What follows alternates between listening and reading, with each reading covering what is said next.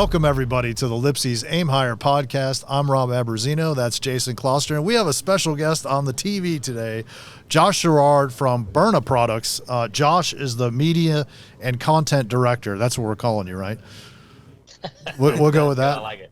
So really happy to have Josh on today because recently some of the guys, we were just talking about this, were in the office and we're like, yeah, we got to get on the podcast. And there's so many things to talk about in this space. It's frankly slightly unfamiliar to me for sure, and probably to you. You know, Jason's the classic revolver guy. Yeah, and, I mean, we when it comes to lethal stuff, we're pretty well versed. But Yeah. but quite honestly, it's funny. I was thinking about it this morning when we were talking about doing this, and I was like, really, there's so much more application for non-lethal. Yeah. But than there is for lethal. That really, it's shame on me for not being more educated about it. Because Same. It really is a great option for not only for people who do carry guns every day, but for the mass majority of people who don't carry a gun every day. Absolutely. So, well, let's get into it, Josh. Give us a little bit of background on maybe yourself and the company as well. Just kind of, we can talk a little Byrna and then a little bit about your history too. Yeah, absolutely. So, just to kind of start with Byrna, and then we'll kind of flow into how I got involved. So, Byrna really started. Byrna was actually, before it was Byrna, it was actually SDI. You guys are probably, and your customers probably know SDI in the 40 millimeter market. So, back even as far back as 2012, SDI was providing 40 millimeter less lethal solutions for police departments, law enforcement, military around the U.S. and internationally. Well, during that time, they realized that they wanted to be able to produce, less lethal solutions for more people, for not just law enforcement and military, but for civilians as well. And that's where, Byrna in its current kind of state, came from. So the first product was the Byrna HD, the handheld launcher, stood for home defense. It was the predecessor to the SD and the EPs and all the handheld launchers we see on the market today from Byrna.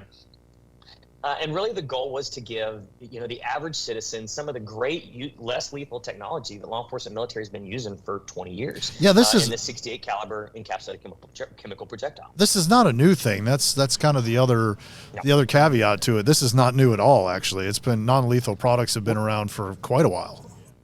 Which is really kind of some of the beauty of it, right? So, and I'll kind of get into it in a second, but this is not a new type of force, which some may say is, oh, well, this is some antiquated technology. No, it means that it's had time to prove itself not only as effective and safe, but to prove itself as legal in so many cases, run itself through the court system.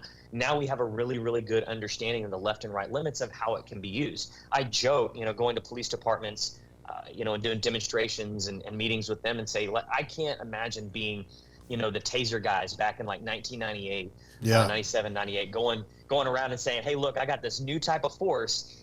It's going to shock you with 50,000 volts, but I promise it's safe. And everybody being like, get out, Yeah. So this is something that's proven to be safe. It's proven to be effective, and it's proven to be very, very useful in a wide swath of areas. And that's really why Byrna went with that 68 caliber system. What they wanted to do is make delivery systems that were more applicable to more people. The traditional delivery system of the 68 caliber on the market had been, in that kind of paintball format. We had a big hopper on top, big tank on the back. Yeah. And that just really didn't lend itself very well to a civilian carrying around a backpack. It's cumbersome. Very cumbersome. So that's where the handheld launchers came from, and the technology that went with them came from. So you call them launchers by the way, not guns necessarily? Yeah, I mean, they don't, they're not considered by the ATF as firearms or guns, so they don't fall into that, into that classification. I got you. We really try to stick to make sure and call them launchers so that people understand that there is a very big difference between those classifications. Sure, makes sense. So 2019 they started selling to the public. And about halfway through 2019, so about July was the first time they started selling to the public. 2019, Byrna did about $900,000 in sales in its first half year of business.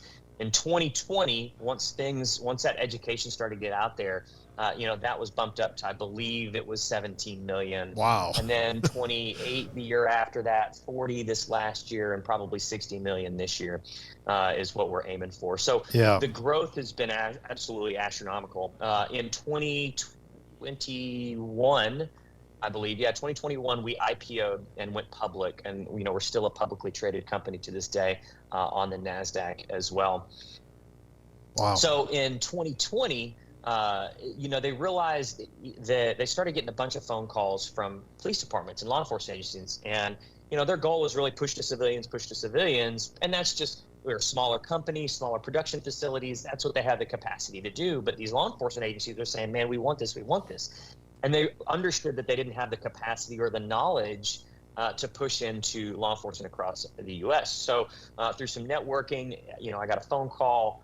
I've been a police officer for 18 years down in South Texas, 13 of those with SWAT, 16 of those as a command staff member, and a use of force expert. So myself and another officer, Wayne Moody, came on board to write the curriculum for a training program for law enforcement, and to really kind of guide the law enforcement division of Byrna and into what we see today, which is 2.5 years later, we're in over 350, if I had to go back and count, law enforcement agencies in the U.S., federal law enforcement agencies. We're all over South America, Africa, and Europe, into agencies there as well. So we've really been able to push into that market as well. Man, that's amazing. I mean, it's Jason and I were talking. This type of product it makes so much sense for so many people. What do you see? What is the market share? I'm not familiar with those types of numbers. I guess maybe where has it been? Is it growing for again, these non-lethal? I say non-lethal terminologies. Your lawyers have to be busy with terminology. Yet, so we can say non, but obviously the accepted term is less lethal. And less you really lethal, hit the nail on the head in the intro there, in that there are so many more, let's face it. I mean, I still carry a gun every day. I carry a gun every day for the last 20 years, and I'm sure you guys probably do as well. And if that time comes where I am presented with, a situation where deadly force is necessary, then I want to make sure that I have that option. However, the chance of that happening is so incredibly low. Right. If we really look at the statistics, sure. It's so incredibly low. Now, I'm not saying that myself or anybody else shouldn't have that capability. I'm just saying that you're really playing, some very, very small odds. Sure. Now, the odds of you getting into some sort of, situation, altercation that requires the application of some force, but not deadly force, is so much greater. Right. And that's where Byrna fits in. I mean, if we think about, and just to pull some numbers, even on the law enforcement side, law enforcement is still so, the chance of a law enforcement officer using deadly force is incredibly small, and they're getting into altercations every day. Yeah. So when we look at civilians, that's even smaller. So when you talk about where the market share is and what our target audience is, we've been extraordinarily successful with such a wide swath of people, from people of both sides of the aisle, from people that do carry guns every day and realizing that, man, if I have another option with me that I can use without having to resort to this, the smart gun owners out there that understand the legal ramifications of shooting somebody, even though it's completely justified and righteous, what's going to happen to the right of bang, and understands that, look, if I can do something to stay safe but not have that happen, man, that's a desirable outcome. They understand the product. Right.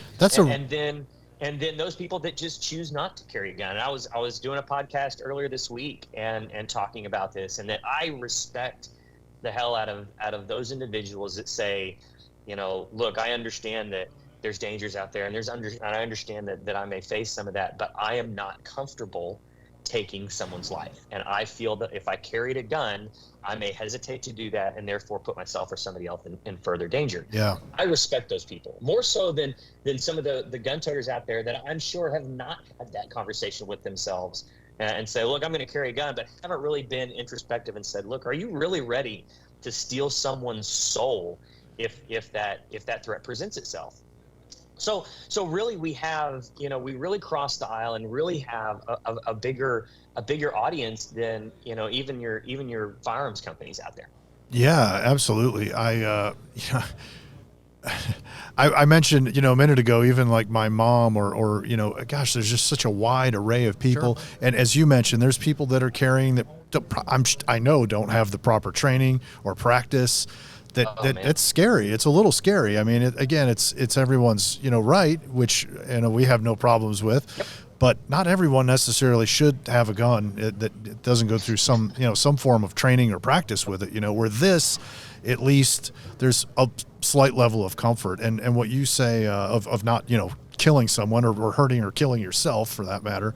And then what you say too about the opportunities that may arise, or not opportunities, that's the wrong word, the situations that may arise where non-lethal is in play for, if I saw someone getting the crap beat out of them on the side of the street, to a point where it was looking, deadly, I wouldn't necessarily want to get out of my truck and kill somebody over it. However, in this situation, you could at least neutralize somebody and maybe save a life there that way. I don't know. That's kind of extreme. I'm just dreaming up scenarios, but that's a lot more likely scenario, as you say, than actually having to, to take someone's life. So, well, just the ability for people who aren't old enough to, or in states that have concealed carry permits, who take security seriously. I mean, we every day in the news you hear about college-aged, women getting attacked or wherever else, and they just don't have that ability through they're just not old enough or whatever. Or maybe that's not legal in that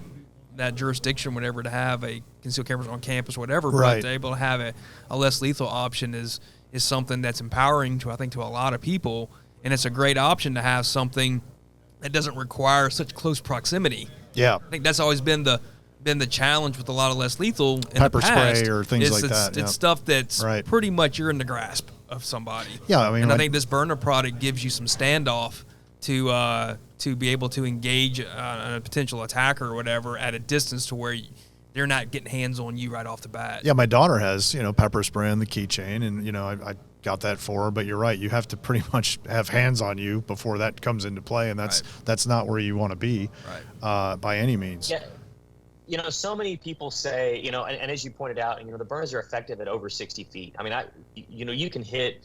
We do a crap ton of training with these, and after maybe 10 or 15 rounds, we're getting guys hitting an 8-inch circle at 60 feet, 20 yards all day long. No problem. Problem. So, people ask, well, on the civilian side, what kind of threat is 60 feet away? And the answer is the same kind of threat that you let get 20 feet away and that you let get 10 feet away. Yeah. The problem is that we've conditioned ourselves to say, hey, people can only be a threat if they get close. Well, that's not the case. The case is that people are just as much of a threat when they're farther away or when they're closer. It's all about, but our situational awareness just hasn't pushed out that far, is really what it is. Yeah. It is a lot of people they get this 10-foot bubble around them or 5-foot bubble around them, and they really don't even pay attention to somebody until they're in that 5-foot bubble. And then they're like, oh man, is this person a threat? Look, you could have recognized those signs and articulated that threat long before that if you had been situationally aware enough to do that. Yeah. And then on the law enforcement side, we have what we started realizing very early in our training program, because our training program is a reality-based training, scenario focused. So there's a lot of scenarios a lot of force on force or force one way in the training. And what we realized is that because most of these scenarios we were, the assailant, the attacker, the suspect would be positioned somewhere between 40, 50, maybe even 60 feet out in order to kind of exploit the distance that we're seeing, so that they would utilize cover more, that they would utilize that distance. What we were seeing is that we've conditioned a generation of law enforcement officers into closing the gap to use less lethal force, because everything that they've had available to them would only reach out 20 feet. Right. Whether it was their OC spray at 10 to 12, or baton, at 3 to 5, OC spray at 10 to 12, or even their ECWs, their tasers at 20 feet at max. And so what we saw was we would give them in these scenarios these positions of cover. We'd lay it out very well. So what we realized was that even though we'd lay out these positions of cover, we'd really tailor this scene in order to exploit, the big pros of these launchers is that these officers would leave this position of cover when they realized they were going to use this force, because they had developed this sight picture of 20 feet and said, I need to be within this in order for anything I had to be effective. And that's when we realized, man, that's where the bulk of the work is going to be for us, is really making people understand that now I can push my security perimeter out. I need to push my situational awareness out, because now I actually have a tool that can be effective to engage those threats much sooner. Right. Someone approaching from across a parking lot or something like that, where you don't have to wait until they're, Exactly. I mean, think about late at night and a female, a woman leaving a target, a target at close at 10 o'clock. It's late. There's 3 cars in the parking lot. Hers is, on the left down a little bit. And as she starts walking to that, you see, somebody on the other side of the parking lot starting to intercept, right? You can start to articulate, hey man, there's not a lot of other places they could be going. Right. You start verbally challenging somebody at 60 feet, at 50 feet, and said, can I help you with something? And then you start to really develop, hey, is this a threat? Is this somebody that I'm going to have to deal with, rather than waiting until they're 5 or 10 feet away, until it's too late. So that's where we see some of this a lot. And then the ability to engage multiple targets, the ability to engage in both direct and indirect, right? So that's the other thing we see a lot on the law enforcement side, is with the 68 caliber and the chemical agent, the powderized chemical agent, I don't necessarily have to shoot somebody, hit him in the chest every time. Right. If there's a lower level of force that's not necessarily required, but I could try first, that it's reasonable, I can hit the wall beside him or the ceiling above him or the floor in front of him, utilize the chemical agent to solicit compliance without having to resort to hitting. Or maybe I can't even see them, right? They're barricaded in a little room or in a closet, or they're behind a corner or ducked behind, some cover. I can put rounds in that room. I can put rounds in that corner. I can put rounds on that cover. Yeah. Without even seeing them, now I can solicit that compliance as well. Let's talk about, you mentioned like the chemical agent, the projectiles. Maybe you can run through a couple of the products, and I guess maybe some of the projectiles, because I know there's, I'm probably using the wrong term, but like pepper balls or, things like that. So you can correct me there, but what you're using. And I know we've got the shotgun shells, which that's pretty interesting, that will fire out of a regular, they don't cycle, but they fire out of a regular semi-auto, I guess.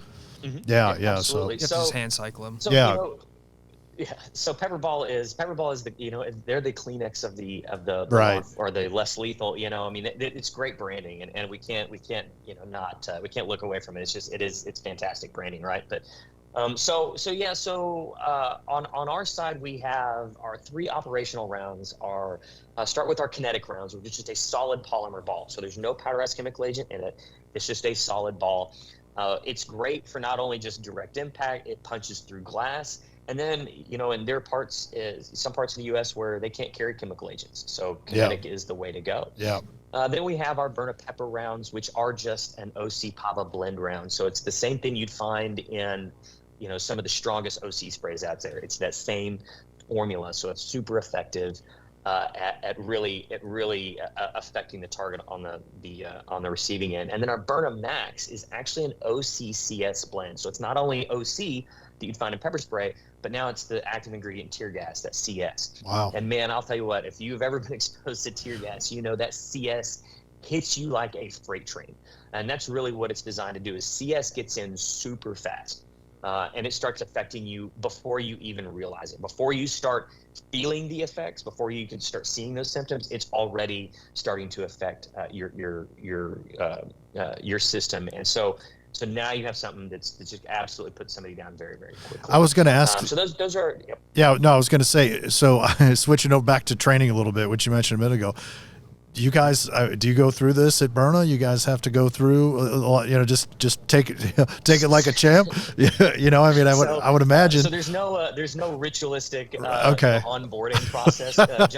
Part of the interview process. However, it's just one of those things where, especially on the law enforcement side, because of all that reality-based scenario training, it just happens, man. If you're instructing, you're going to be on the receiving end at some point, and then pretty much within the company as well. You're always doing demonstrations, you're always showing it off. So at this point, I've been exposed, so many times. It's but it's still. You're a hit at parties, I bet. You're just eating like raw ghost peppers, taking bets. No, for me, not at all. No, I still can't. I still take a whiff of it and start walking the other way, man. I'm like, nope. I've had enough. How long is the effect when somebody does get hit with one of these? So it's very, very similar to pepper spray. So you're looking at initial effects lasting 30 to 45 minutes. So that initial, just absolutely can't open your eyes. Just insane amount of, just mucus coming out.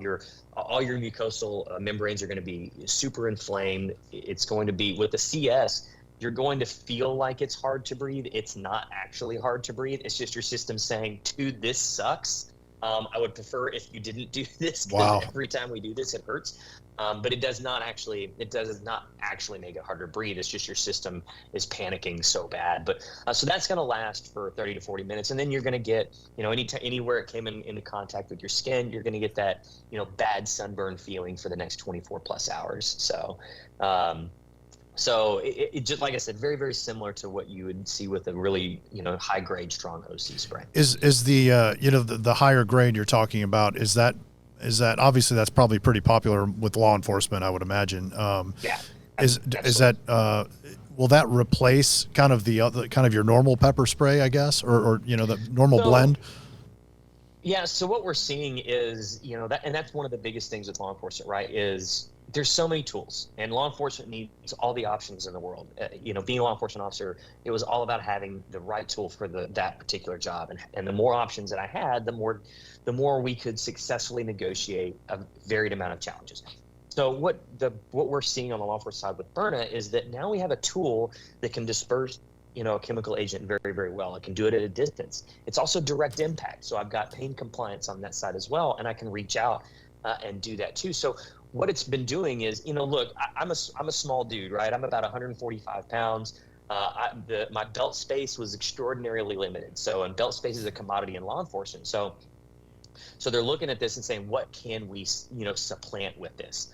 And we're seeing that a lot. We're seeing that, hey, instead of carrying this OC can on my belt, I've got a tool that can do several different things. Yeah. And it can do it better than this, and possibly my baton, or possibly my taser. So we're seeing it supplant a lot of those things in law enforcement. Do you see it taking the place of the taser? It seems like a better option to me than the pistol taser. I don't know though. I'm not in law enforcement. Sure.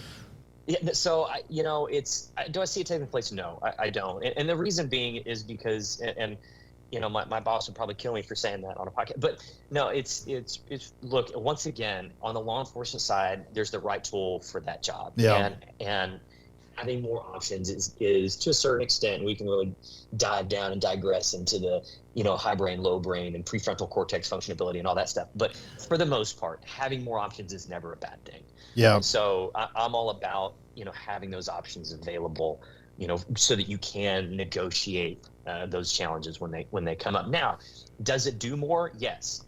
Can it negotiate probably more challenges? Yes. But there's always going to be certain things that everybody, there are always going to be certain strengths that everybody has, right? Sure. I noticed too, the guns get the orange designation. I'm curious about that from a legal standpoint, like a dare I say toy, but a toy, a toy gun has the kind of the orange ends or muzzle brake, I guess, that area of a rifle, or, and I see these are kind of the same. I found that kind of interesting. Tell me about that. So orange is the not only kind of adopted by law enforcement, but it's also the NATO color that designates less lethal weapons. So if you look at a lot of the less lethal weapons across the U.S. when it comes, and mind you, we look at law enforcement, we look at military a lot because they're the ones that have been using less lethal weapons for decades, half a century, really. So we look at that for primers on how we should push that out with civilians, because it's a very new concept in the civilian market. Aside from having, OC spray and a bat in your car, right, having less lethal tools and weapons as a civilian is a fairly new concept. Yeah. So So we look at that, and orange has been predominantly the color that's been used for less lethal for a Right. very long time. So if you look at less lethal shotguns, Sure. 20 millimeters, they're generally colored in orange.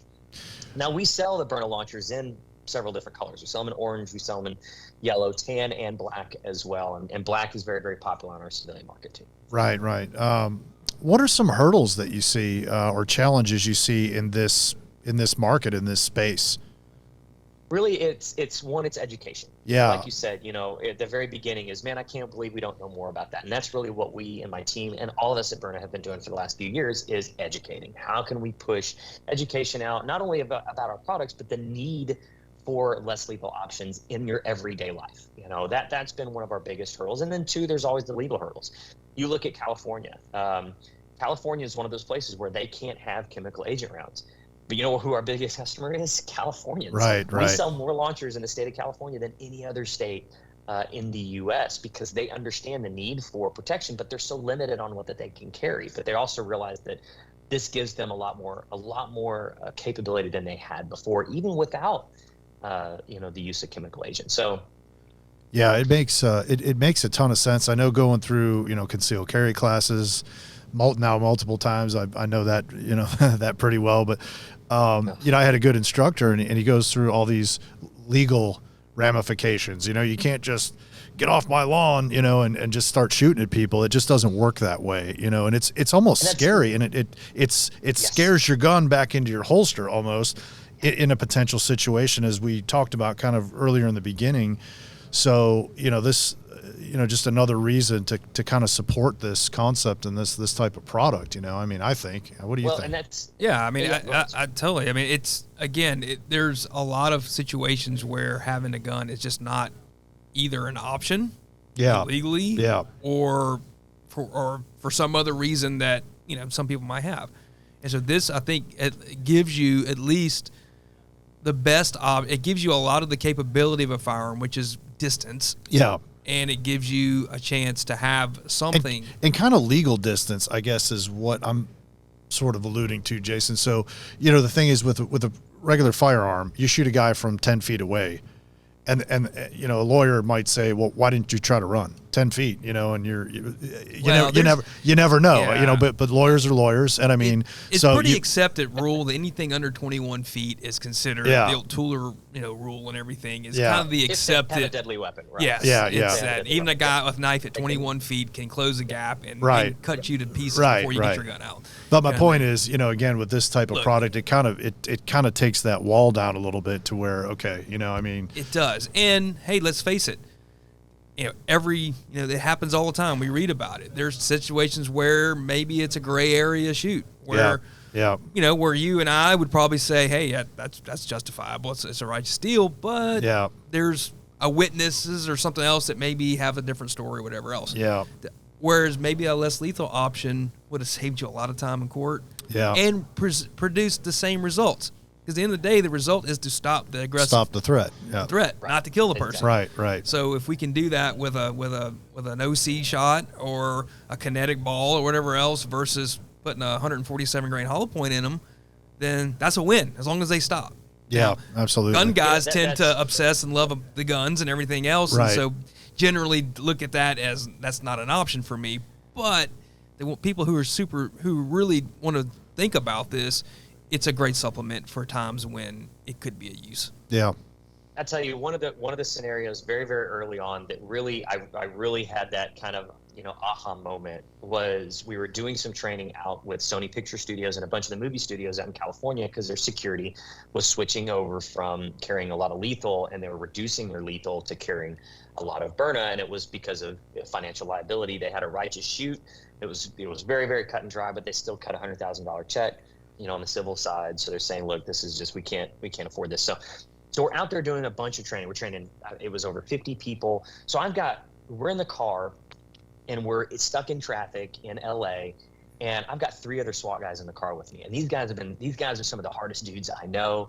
They've been SWAT guys forever. And we're sitting there, and all of a sudden, 2 cars in front of us, this transient, this homeless guy, because it runs so rampant, starts banging on this guy's window. And he's yelling, they're screaming, and he's banging on his window. He's getting super aggressive. And he ends up backing off. And I remember thinking, if this guy comes and bangs on our window, starts doing that to us, I've got 3 of the hardest dudes I know in here. We're all carrying in here. But, you know, there's no way we would be justified in hotting him in the face with a 9mm, right? Right. Like, even though he's presenting a threat, even though if he may have a weapon, man, I just don't want to get into that quagmire of at what point, you know, was it justified and reasonable? I would much rather roll down the window, put 3 rounds of Byrna Max in him, and then go have lunch. Yeah, because that's really the, you know, that's really the difference. You know, of hey, it's probably going to solve, and most likely 99.9% of the time, that's going to solve that problem. And then he's going to, you know, lick his wounds for the next 45 minutes, and I'm literally going to go. And he's probably not going to bang on a window again. That's a really that's true too. That's a really another good, you know, argument or you know, conversation to have about the Byrna products. You know, we like any city, we have that issue here. We've got people, you know, on the streets. I mean, quite a few. It's often, it's everywhere. It's every city you go to anymore. Well, I'm sure it was no coincidence that your boom in sales happened during the riots and everything else, the civil unrest of 2021 and everything else. So, and you're right. You can't just shoot somebody dead on the side of the road because, you know, they're homeless or like crazy, you know, exactly, because they're you know, having issues, and they're not presenting a deadly threat, serious bodily injury. So. Right. So what about it? You know, obviously we've talked about this is a great option for people to be able to carry in places where they can't. Now I know that I mean, you know, it's unfortunate in our country. It's you know, a free country, but there's a quagmire of laws that's patchwork that you know you can drive over this imaginary line and now you're a felon. Yeah, right. But you know, where in general people who are interested, you know, name some places that are potential places where you could carry this product where maybe a firearm would be restricted. Yeah, that's one of the biggest pros, and one of the reasons we see once again a bigger market share is because of its transferability. So there's 2 places in this country that you can't carry a Byrna, and that's inside the city limits of San Francisco and inside the city limits of New York City proper. Other than that, you can carry it anywhere. So we get a lot of truckers, a lot of RVers, a lot of overlanders, a lot of people that love this because, hey, they're going to go from Florida, and they're going to go up to Wyoming, and they don't want to have to worry about checking every state. Is my reciprocity good in this? Is it good in that? Am I going to have to hide this and hope nobody finds it as I, you know, make my way through the state? So we're very, very popular, you know, on that end. I fly with these every week, and I got to put them in my check bag, but I don't declare them. I don't tell anybody. I throw them on the check bag, and they're fine. You know, I come through on the other side, and there's no issues. So, you know, I can do that. You can go into a federal building with them. You can go into a liquor store with them. You can go into a bar with. There's really no, you know, basically, the way I think about it is if you could carry OC spray in there, which how many people just carry OC spray on their keychain without even thinking about where it's going? Right. You can carry OC. You can carry a Byrna. Is there any issues with flying with the pepper balls or the OC balls? No, like I said, I fly with them every week. Okay. We travel a lot, teaching and all that stuff, and I put them in a Pelican case and then run them right. And I mean, when I say fly with them, like I'm flying with like 30 in a Pelican case. So wow, you know, it's not like I put one in a bag. No, there's rifles in them. There's the pistol versions. There's everything, and I put it in this Pelican case. Don't declare it. Just check it and go. As long as they stay under the 3-ounce rule, I guess. Well, that's right. I mean, like shampoo, you know. Yeah, well, it's not liquid, so I'm good. Oh, yeah. It's all powder. So, but every now and again, I'm validated because, you know, I'll come out on the other side and grab a check bag off the baggage claim, and I'll open it up, and I'll have that little PSA pamphlet, like, hey, we checked your bag. You know, we went through it. Yeah. It went through inspection, and nothing's missing, and I heard nothing else about it. So, yeah, maybe it got flagged or whatnot for one reason or another. They look inside, they're like, nope, everything's good, and they send it on the way. Well, that's cool. That's great. That's fantastic. You know, one of the things that I remember when we picked the line up, one of the initial training pieces that stuck with my mind since we picked it up was I thought it was very innovative how the CO2 cartridge is not perforated until it's fired for the first time. Because usually like in an air pistol, like a CO2 pellet gun, Mm-hmm. you break the seal, and so you're leaking that CO2. Right. You know, perpetually until it runs out. So, you know, if you don't use this thing for 2 years and pick it up, it might be nothing. Yeah. But with the way this is designed, it's not activated until you actually fire it for real. So the gun can stay loaded, or the launcher can stay loaded for indefinitely, right, until you shoot Definitely. it. Yep. Wow, I'll tell you, and that has been the biggest piece of technology that's helped us, and what's been most effective. Because I can tell you right now, like I'll tell you, I leave one of these in my car. I would never leave a gun in my car.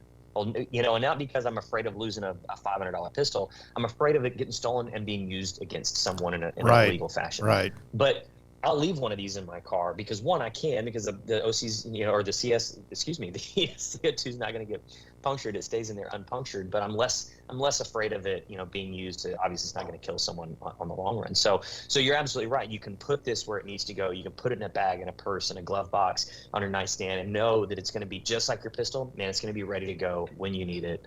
And you're not having to worry about doing anything extra to make it work. Kind of like when you talked about, like, for your mom or something, somebody who is not going to you know, they're going to treat it like their lawnmower. Right. They're going to fill it with gas and never check the oil, never sharpen the blade or anything else. For somebody who wants something, but as you know, it's going to go in the top drawer and never be seen again until they use it. This is really a pretty solid option. Even with, you know, not that you wouldn't want it secured with children around, but again, you know, it's not nearly as, you know, they could ruin somebody's day, but they're not going to kill somebody. Yeah, I need to consider I brought my mom up a couple of times. You know, she's got a 642 Airweight, which is a great gun, but I don't, at this point, I'm not sure she could actually pull the trigger on it. And I'm not joking. I'm being serious at, you know, kind of, you know, her age now, it's a heavy trigger, and it's a great concealed gun. It's a great, you know, gun for her to have, but it's a lot of gun for a 70-something-year-old woman, you know, compared to maybe something like this. What's on the horizon for Byrna, Josh? Like, what's absolutely. So we, you know, obviously our 12 gauge just came out. That's super popular. Our 12 gauge kinetic fires from any 12 gauge shotgun out there. We can reach distances of 75, 80, 90 feet, even beyond that as well. So we're really revolutionized 12 gauge, less lethal. One for both civilians and then two for law enforcement as well. Right now, our kinetic rounds are available for 12 gauge. What we're going to see, maybe a little, you know, kind of a little insight, probably at SHOT Show this year. Yeah, cool. What you'll see is actually probably before that, hopefully, but is the introduction of actually chemical filled rounds in the 12 gauge as well. So basically to mirror our chemical lineup on the 68 caliber side, we're going to see in the 12 gauge side. So the kinetic is just the solid, like, polymer. Yeah, solid polymer. Yeah, boy, that's gotta hurt, so huh? We get pain compliance out of a shotgun. It's bad. It's a lot. It's a lot of energy because it's bigger. And it's heavier. Yeah, I saw it on the website. It imparts a crap ton of energy to the target, but the way it's designed is it carries that energy so well for so long, and that's what really sets it apart from some of the other 12 gauge less lethal that's been available. Yeah. So we'll see that. We'll see some more stuff leading up to SHOT Show, I guess. And absolutely. Yep, absolutely. So anything else you kind of want to add in here? Anything we didn't cover? I mean, that's a wealth of information. One thing, Josh, that I think would be helpful, because obviously we also have a lot of dealers who listen to the podcast too. Yep. So give us our dealer base, 3 or 4 really bullet points to help them sell this at the counter. Yeah, so that's a really good point, and really it's making people understand the option, right? Making people understand that now they've got something that that gives them so much more capability, and that they're probably going to use, or probably going to need to use well before they ever need to use a gun. 2, this is something that's actually, it's fun to train with, for one, and I can step into my backyard and do it. So I can just go in my backyard, pull my friends out there. I do this all the time in my backyard, and I don't have a giant backyard. Are they loud, Josh? I can go back. No. There's a paintball gun. Oh, okay. Yeah. You're going to get a little bit of pop, but no ear pro, nothing like that. Gotcha. So you can literally take it to your backyard and train with it. And so the other thing about that too is that the manual of arms is very similar with your pistol. So when you're training with the Byrna in your backyard, you're still developing good manual of arms. You're still developing good. You're still demonstrating those fundamentals, and you're not doing something different than you would from your firearm. So you're still building good habits. So that's what's really fun about it as well. And then it's not just great for the people side of defense, but the animal side of defense as well, which we see all the time. Hikers, backpackers, people that may come across, cyclists. We get a lot of cyclists that come across dogs a lot of time. This is a much better option for that as well. Sure. Rather than I mean, anything like it's that. funny you're saying that. I was thinking about that, because you hear all the time, oh man, there's this there's a big Rottweiler that runs around the neighborhood. Yeah. That you don't want to shoot your neighbor's pet. Yeah, right. Exactly. But also while you're walking your, Yeah, I don't want to lose a leg either. Well, and you're walking your cockapoo. Oh yeah, or down a dog. the street, and all of a sudden the Rottweiler decides he's going to have a snack. Yeah. You can save yourself a lot of heartache by hitting it with one of these less lethals than you would with a hollow point. What about there obviously bear spray is popular, in those parts of the country, the Northwest and so forth. I guess this could.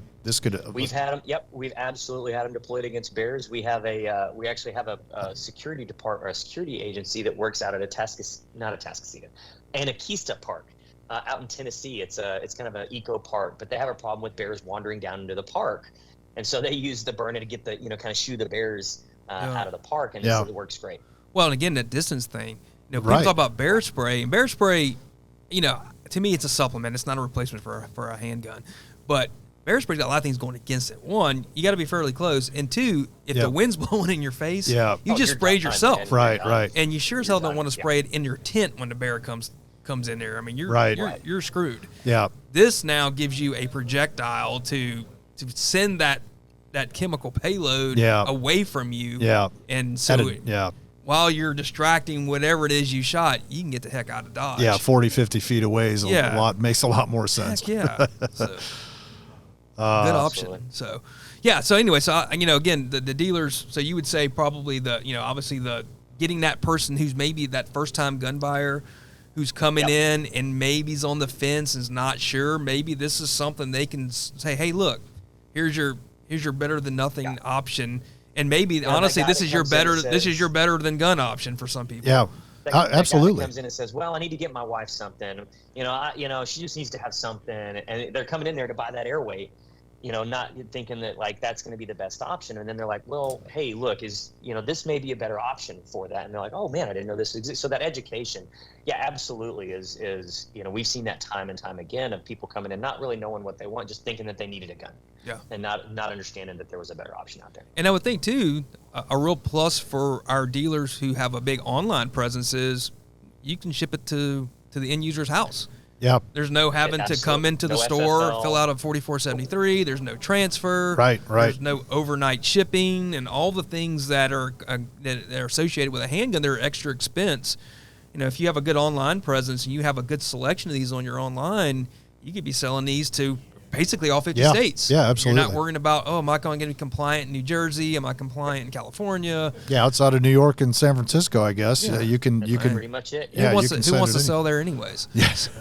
Right. Yeah, exactly. Well, and then, just for your dealers out there too, and those potential possible dealers as well. I mean, the other part about that too is that I guarantee you're going to get better margins with Byrna than any other hard good out there, and definitely any firearms out there. So it's we really try to push our dealers are our primary, one of our primary sales channels. So we really, really try to push that, and it's a great market for them.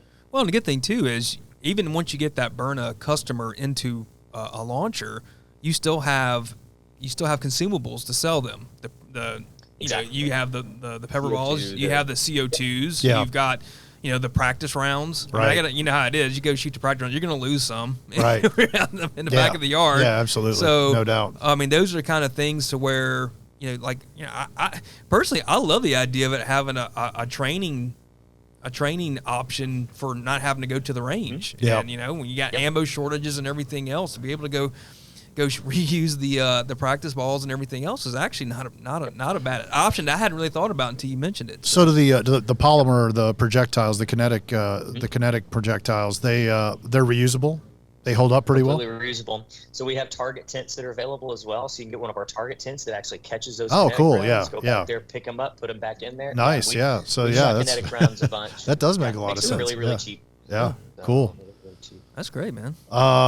Anything else you wanna close with, Josh? You good? No, I definitely got to wrap this up. So get out of there. That guy needs the room or whatever. Well, hey man, we really, really appreciate it. Thank you. Again, this is Josh from Byrna. Thanks for having me, guys. It was a great conversation. Good educational session we've had here. So.